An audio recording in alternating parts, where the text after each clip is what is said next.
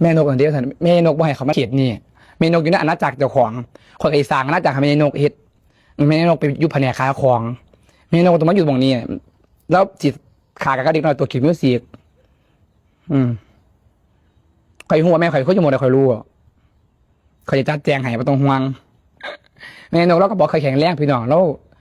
บอกเคยแข็งแรงไปได้ดิแล้วเพชรเบียกไหลไปได้แล้วป่วยแล้วตกพาข้อพายัง10บอแมนคนปกติอายุ50ก็จริงแต่แกไม่ค่อยแข็งแรงถ้าเปรียบกับคนอื่นแข็งแรงกว่าแกเท่ากับมักดื่มมักดิ่งมักสูบแล้วสูบยาพร้อมดิแม่ข่อยเขาสูบยาแล้วกินเบอร์ทูเนลได้แล้วเอาทูเนลนั่นน่ะยาแล้วก็มือแล้วหอบปฏิหอบเอาแล้วหย่ำเอาแม่นกมาแผนแล้วไปอยู่แผนกขายของไปอยู่เซตขายของไปนั่งขายของกินคอมมิชชั่นไปมือพ่อบ้านกับยูมีอยู่กับยูไปเราต้องมาสวด4-5บ่สูบบ่จ้าบ่สูบจ้าหนูบ่สูบยาจ้าพี่จ๋าแต่คนสูบยาใกล้หนูก็จะเป็นร่มแล้วจ้าหนูมิน